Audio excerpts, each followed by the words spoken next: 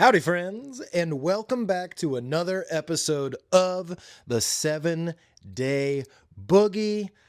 It is I, your host, JT, the Boogieman, here with an exciting week of 7-Day Boogie action. We've got, life update, the movie update, the gamer update. You know the formula at this point. And we're gonna get right into it. I hope all of you are well. Thank you for stopping by the 7-Day Boogie. If you are listening, check out the YouTube version. If you're on YouTube, check out the audio version on iTunes or Spotify. You know what I'm saying? There's a wherever you need me, I will be there. Over the weekend, I went to a Creedence Clearwater Revival tribute show.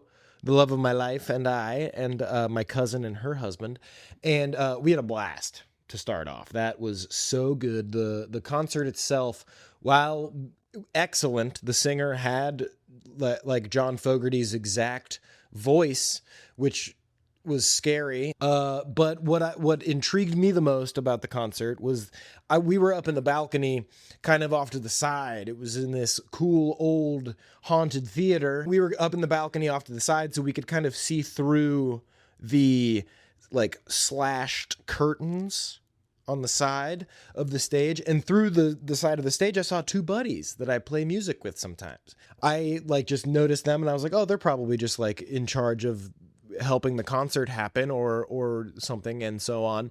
So I text them. I'm like, yo, what's up, dudes? I'm at the same concert you're at. What's going on? Don't hear back from them for a minute. The concert keeps going, and then they text me letting me know that they had been ejected from the premises for sneaking into the concert. So I laughed. That's awesome, first off, to get ejected from a tribute band concert.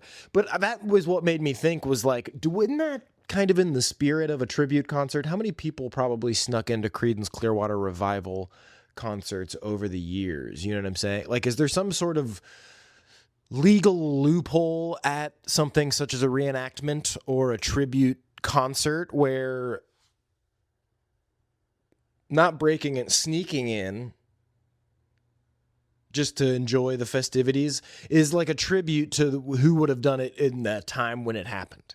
You know what I'm saying? Like that, could you get away with that under the dramatization legislation?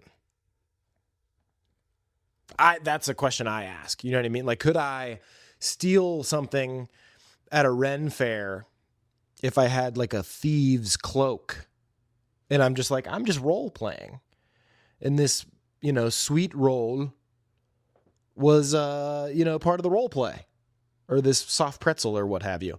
That's something that so any lawyers listening, hit me up. I think I know the answer, but maybe I'm wrong. But the show was great. The band had like an array of cool guy guitars. The drummer had a gong.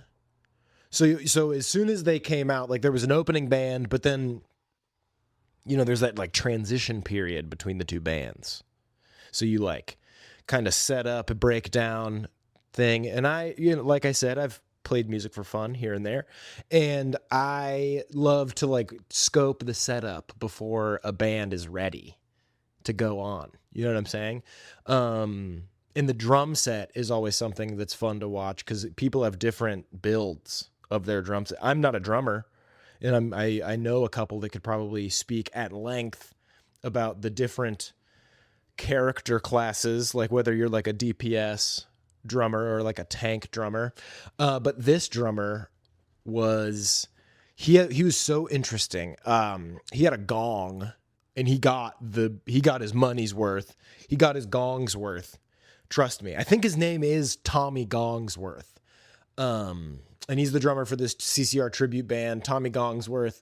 And he would like stand up during some of the, he would Uncle Jesse it and stand up during some of the things. And that really added to the show. Because not only were there ripping guitar solos, importantly also like a tall bass player to really stomp through the bass lines. I think that's crucial. Singer with a ghost voice, really good guitarist, Tommy Gongsworth, and the tall bassist. And you've got yourself a successful tribute band, in my opinion. Moving right along to the Tremors tier list, the Tremors power ranking. I've got something to show you. It's very exciting. As I said, while I go through this Tremors journey, I think it's important to have an artifact to prove what I've gone through, right? I think I was meaning to own the Tremors franchise, open up a Tremors of my own. Well, I got the DVD, friends. Here it is.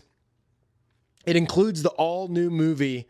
It's a 7-movie collection. All the Tremors are mine.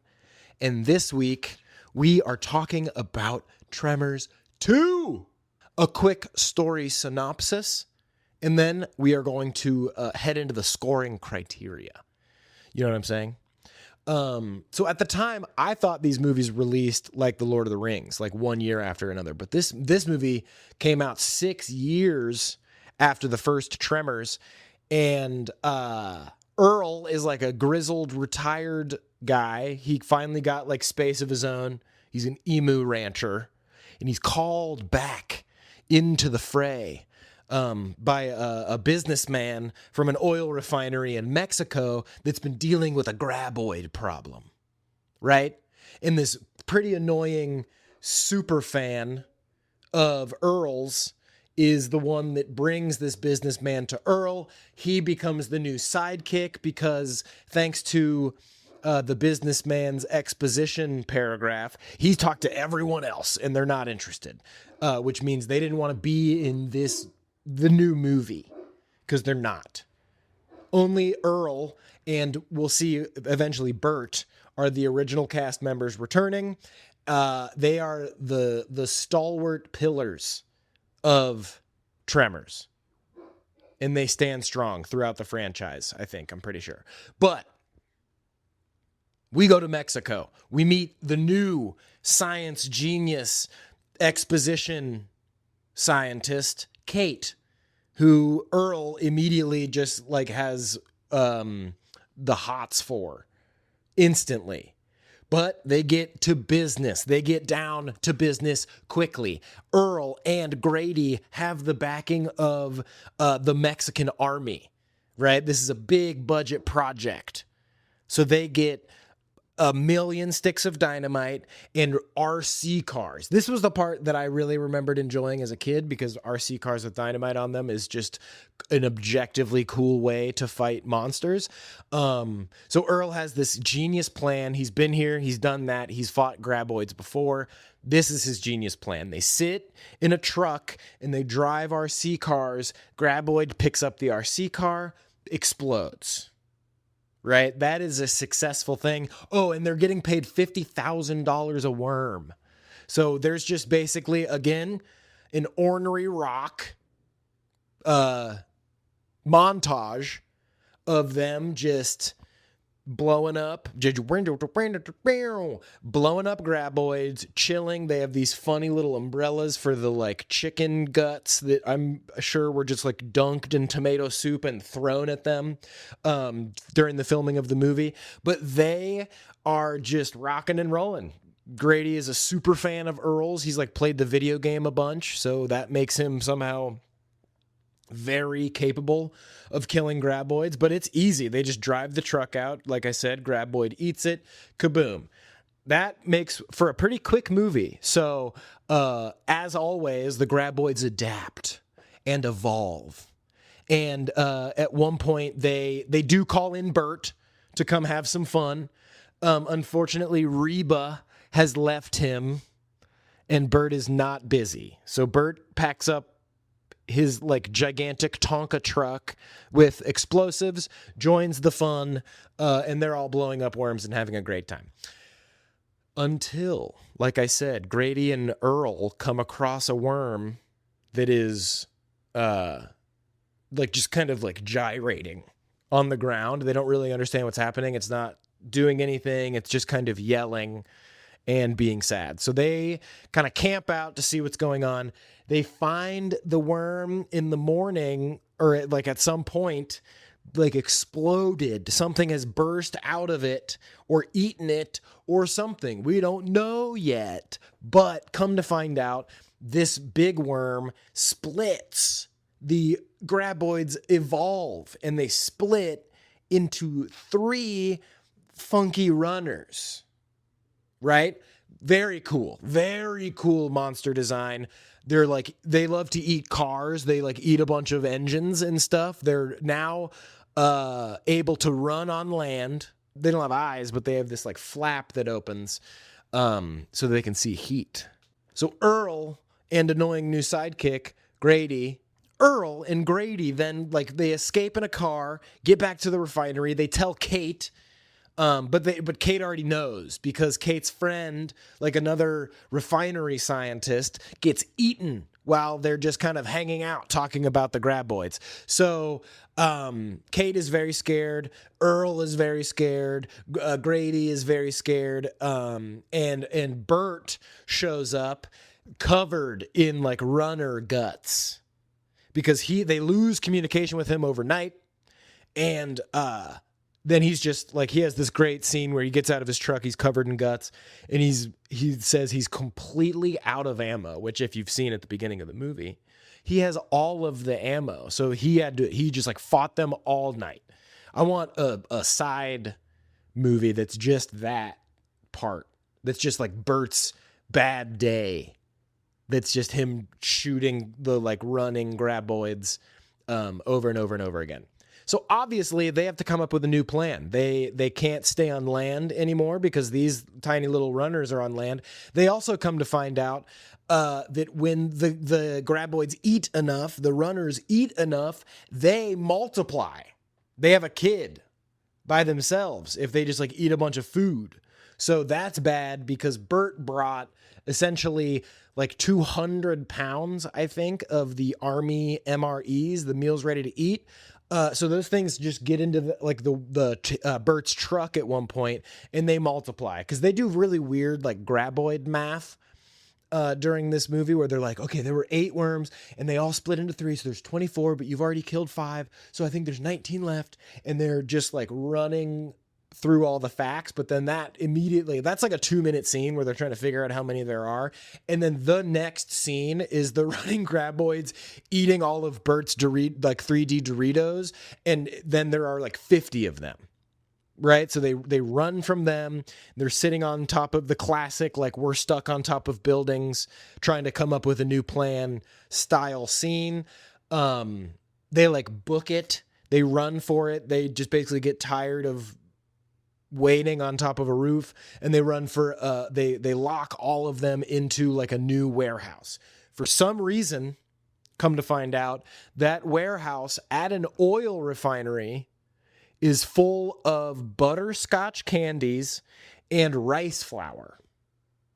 So the like 30 runners that run in there start just munching snacks. And then they start to like, so there's like 100 of them now. They're just going to multiply and multiply and multiply because they're just going to keep eating. So all like 90 of those running graboids are stuck in the refinery's candy bunker. And Earl has the great idea to like solve the problem. Bert's truck is in there. He's got explosives in there. And what Earl thinks he can do is mask himself in fire extinguisher and go in there, grab some explosives, and then they'll figure something out. Right? That's just what they got to do. So he gets wrapped up in a shirt and they spray him with fire extinguishers because, again, the runners can see heat. So he masks himself in an extinguishing disguise and he goes into the refinery's candy warehouse.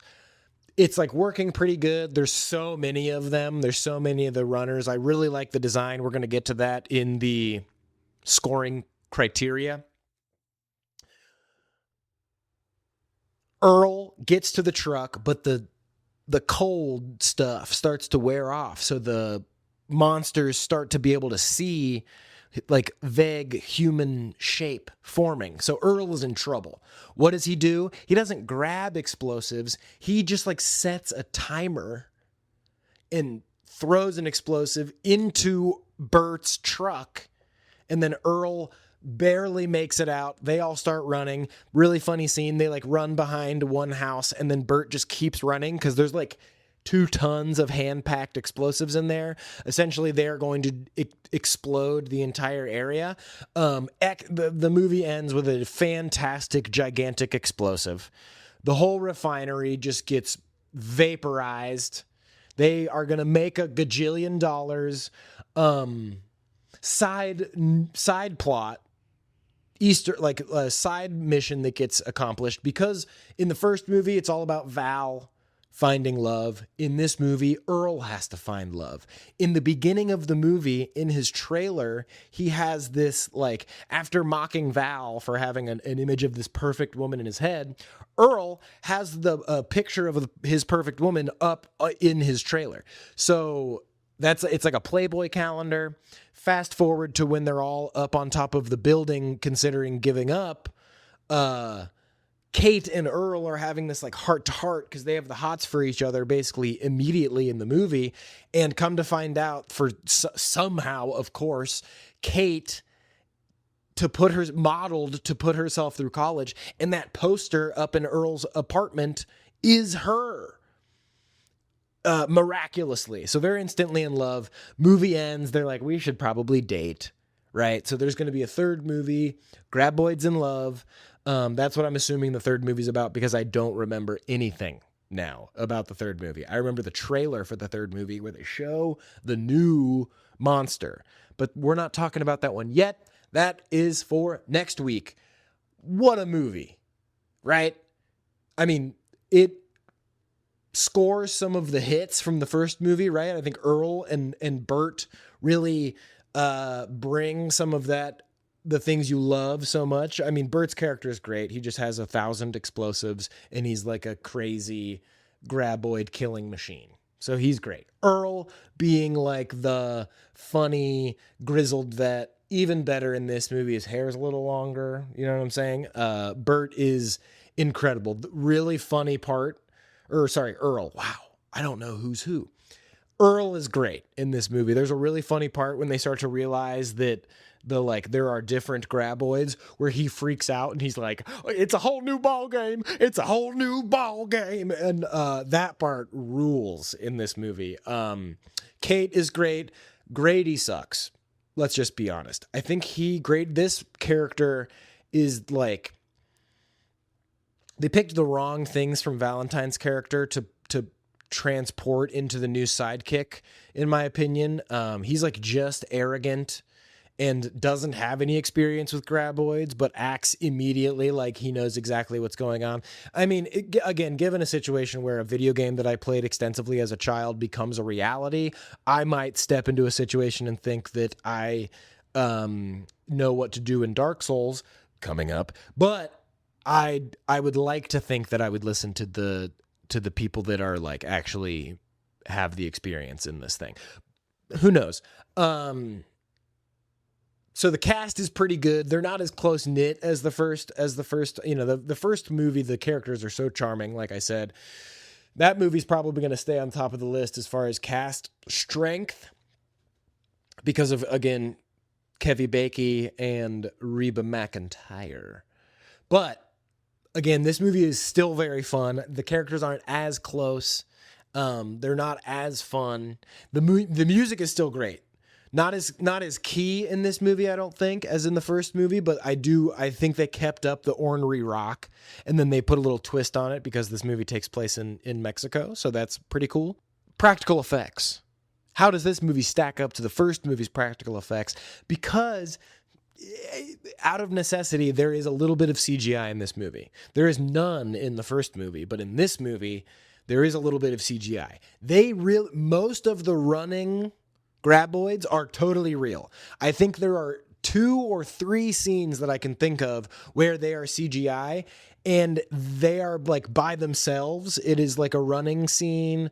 I don't think that they're on screen with a person CGI'd, so like it doesn't break the immersion too much. The scene where Bert is in the extinguished disguise and is like creeping through the warehouse, they're real. They're puppets. They like the things flip up. The like practical running graboids, fantastic. All the goop, the exploding worms, all of that stuff is fantastic. So I would put it, this movie is really good. The monster, like how they leveled up the monsters, the running graboids are, in my opinion, like just as cool as the worms. Like this and the first movie, I think would be a good like 1-2 combination for a video game, right?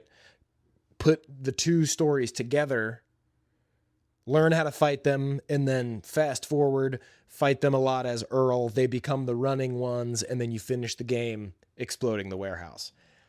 Call me. But that I think that, again, I like the original Tremors the most, but Tremors 2, pretty close second so far. So I fear that the number attached to the title of the movie might end up being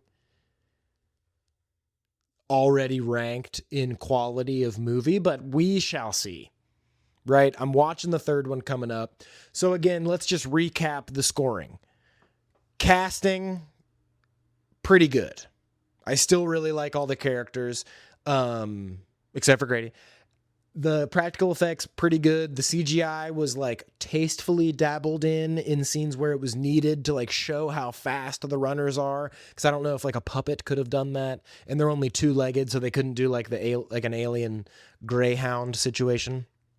And how they escalate the situation is like fantastic. I don't know how else they're going to escalate the situation in the rest of the movies, but the escalation from ground worm to land running chomp guy is awesome.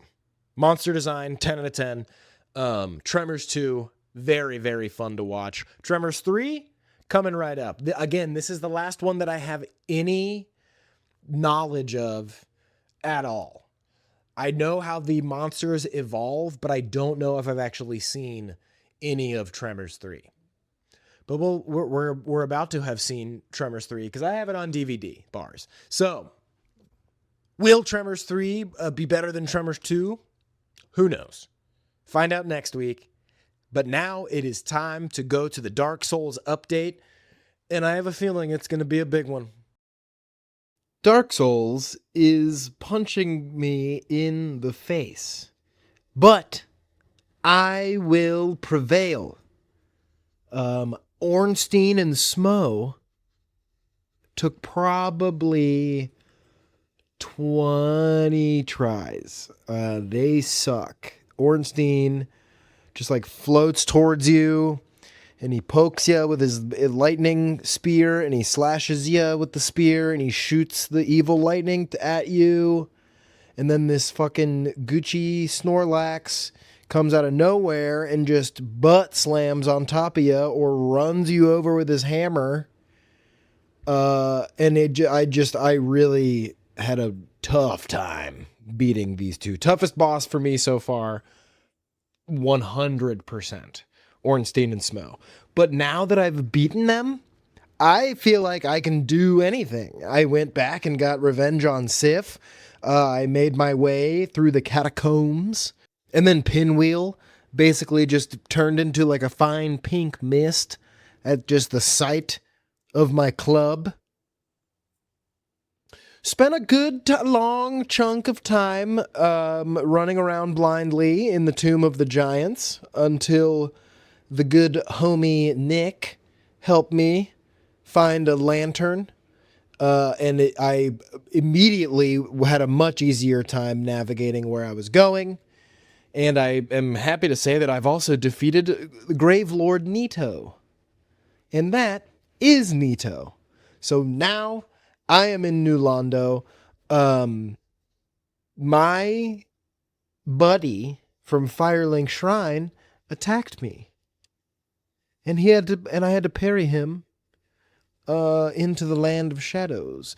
There are also a lot of like spooky ghosts, and I'm currently on the Four Kings. That's where I'm at. So progress is being made, but I am fighting for every centimeter of progress. But I'm having a blast.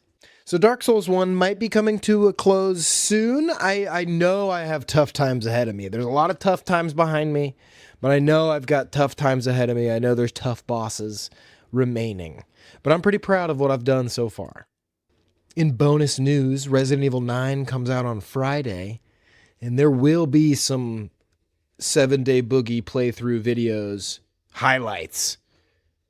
So stay tuned for some more Resident Evil updates. Back to you, Boogieman. Thank you so much to the Frog Bard. What else is there to say? Thanks for stopping by. The weather is breaking, so there could be some shreddage soon. We're on the cusp. It snowed a little bit again recently, but we're waiting. There's hot days on the horizon. So stay tuned for that. Again, if you're on YouTube, check out Spotify and iTunes if you want. Like, share, subscribe, send it to somebody. Check out the YouTube channel if you're listening. Either way, thank you for stopping by. I hope you have a great rest of your day. I love ya. Mwah.